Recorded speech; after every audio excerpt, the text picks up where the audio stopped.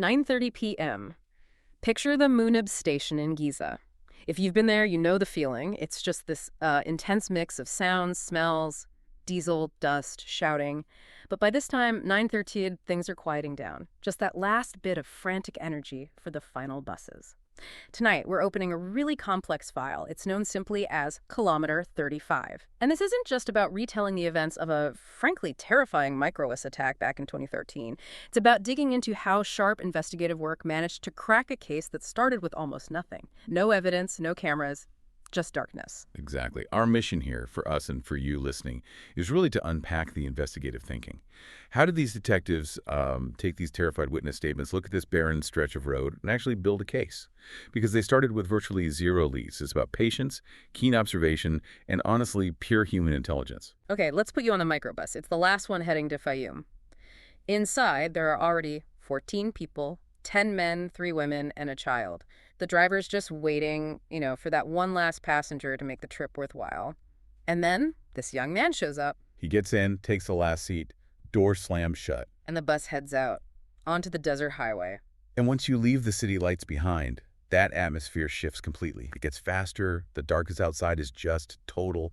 And back in 2014, that specific route, late at night, it had a reputation. People knew it wasn't entirely safe. You felt exposed. And just past Kilometer 35, that feeling of exposure became terrifyingly real. So they're well out into the desert now. Kilometer 35. It's this completely unserviced, empty stretch, notoriously dangerous back then. And all of a sudden, the last guy who got on, sitting in the second row, he tells the driver to stop. Let him out. Here. Right, which makes no sense, does it? I mean, get out here. Yeah. In the absolute middle of nowhere. But before anyone can even process that, the whole dynamic flips, the bus slows down. And he pulls out a gun. Yeah. The atmosphere must have just turned electric. Instantly terrifying. His focus at first is one of the women right in front of him. The message is clear, even if unspoken. Do what I say, or else. He demands valuables. Money, phones, gold, anything they have. And here's a detail from the case files that really jumps out. The reaction, or lack of it. There were 10 men on that bus. 10. But apparently none of them tried to intervene. Not a single one challenged them. They just complied.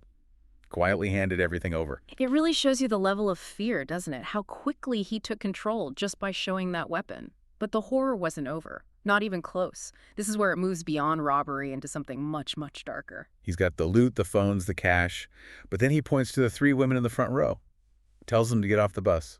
With him. He tells the driver. Drive. Now, don't look back. Don't stop. Just go. Leaving these 3 women on the side of a pitch-black desert highway with an armed man, it's unimaginable. He forces them off the road, about 2 kilometers deep into the desert, takes any gold they might have hidden.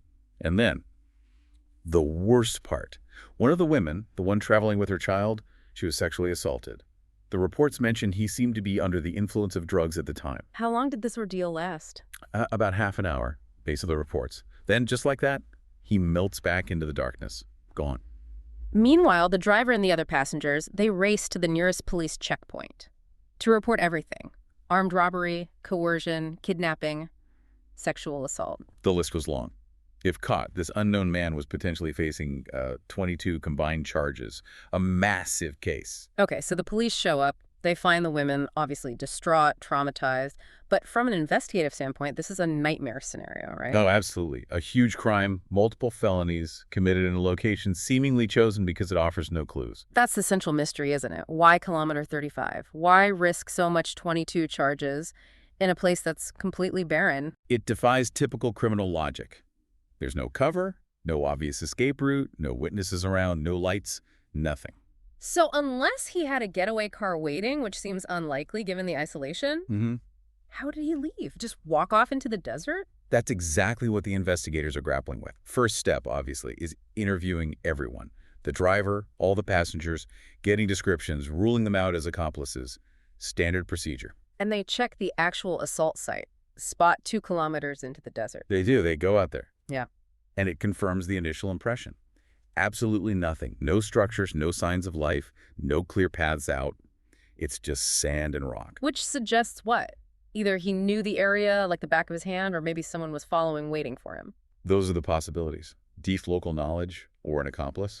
But then there's another huge hurdle. The lack of tech. It's 2014. Exactly. No CCTV at the Moonib station to show him getting on, no cameras along that stretch of highway, no license plates, no clear facial images. They basically have witness descriptions and a location that offers zero forensic evidence. So fingerprints, DNA, probably nothing useful out there. Very unlikely in that environment. They realized pretty quickly that technology wasn't going to solve this. They couldn't rely on the usual tools. So what do? How do they shift gears? They have to rely on experience, on instinct.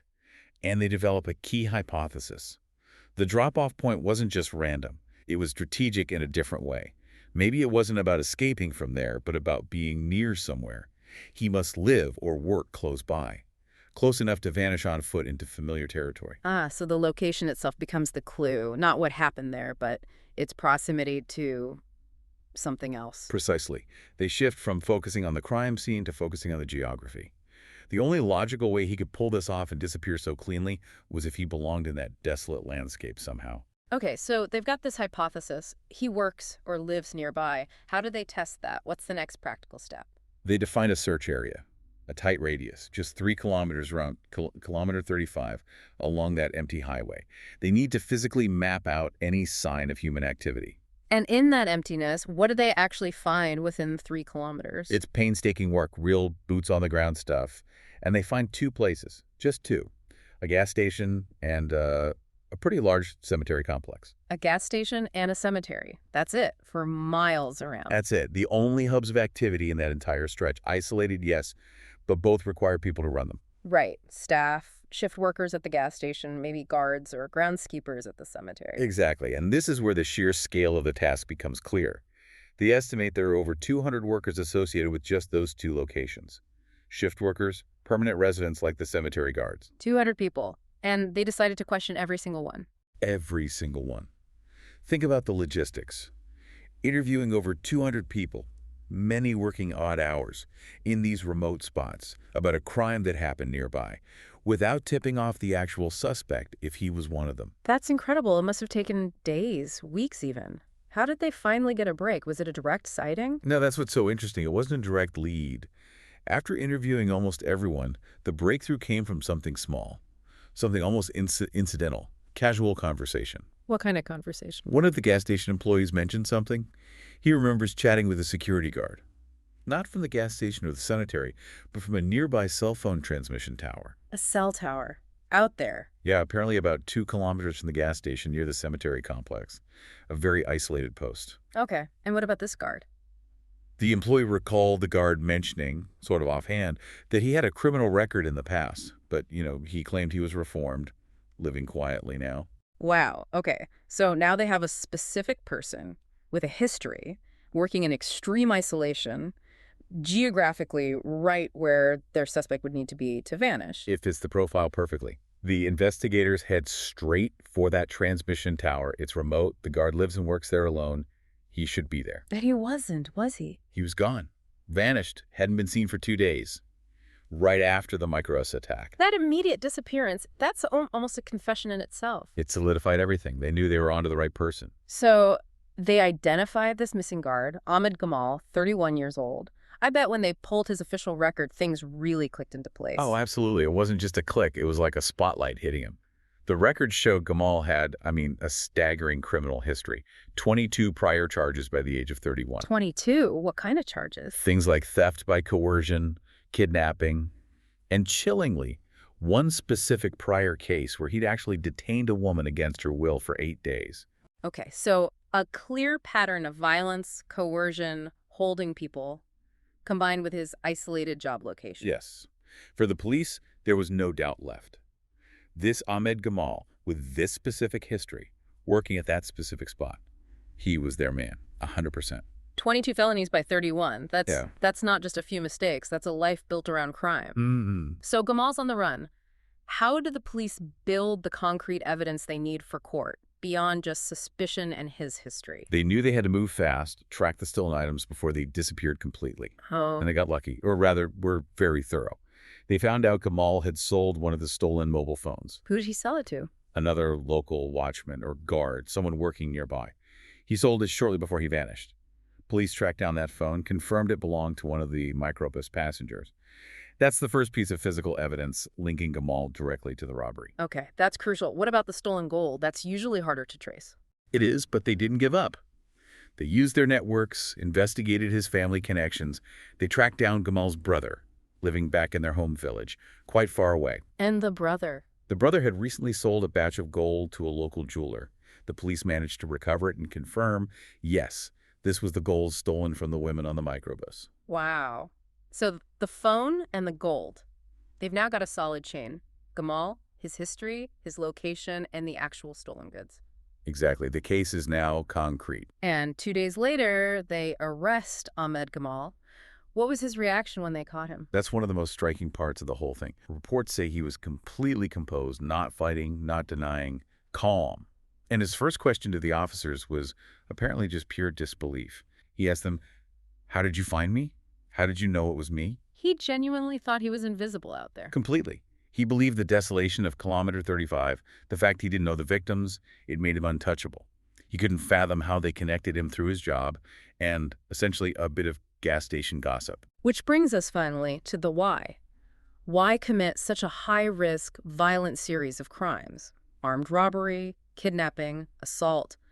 What could possibly motivate that? Well, when you look into the why, according to the investigation records, the initial trigger seems almost bizarrely small compared to the crime itself.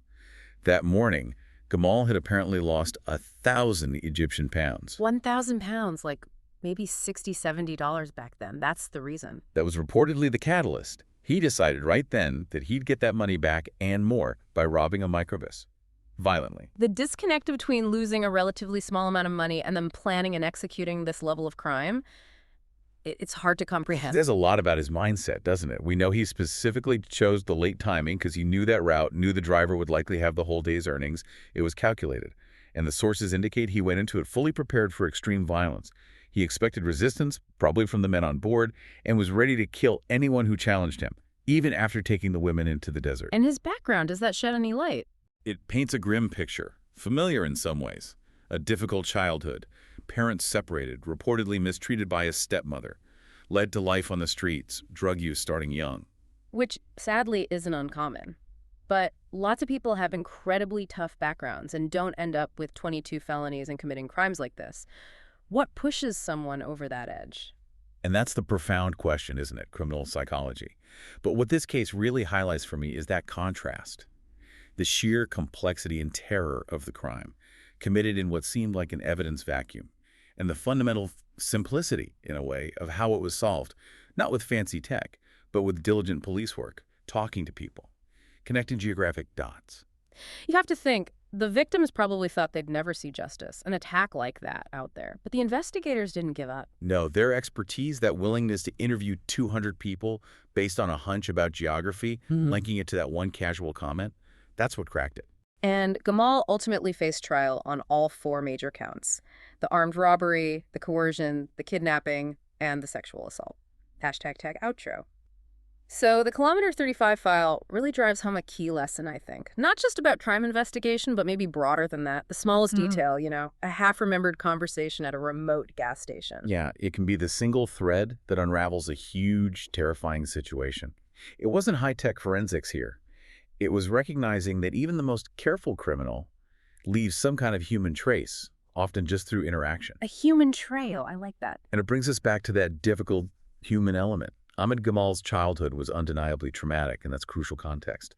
But as you said, many faced terrible hardships. They don't all develop what the source material called this level of defiance or, frankly, wickedness, this sustained pattern of choosing violence. So the question we leave you with, stemming from the almost absurdly small trigger for such horrific acts that 1,000 pounds is where that line really lies, how much is shaped by those crushing circumstances pushing someone down a path, and how much is it about the individual choices made along the way? Fate versus free will, maybe played out horrifically on a dark desert road. Something to think about.